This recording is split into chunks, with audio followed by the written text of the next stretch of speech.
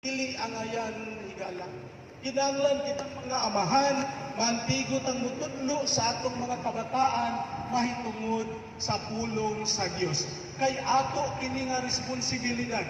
Dili lang responsibilidad sa usa ka amahan ang pag-provide sa iyang pamilya, mahitungod sa pagkaon, mahitungod sa piste, mahitungod sa kung-unsa nga mga butang nga gikinahanglan sa panimalay.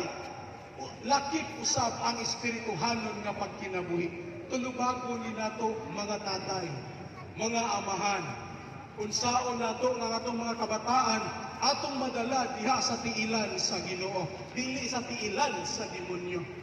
Muingon ta sa atong kaugalingon, wala man ni nako tudluin ning bataa nga mag-adik-adik.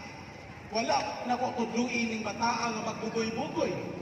Karon ang pangutana, unsa may imuhang gihimo? Anong nagbugoy ang imong anak? Anong naadit ang imuhang anak? Nganong napariwara ang iyang kinabuhi? Wala.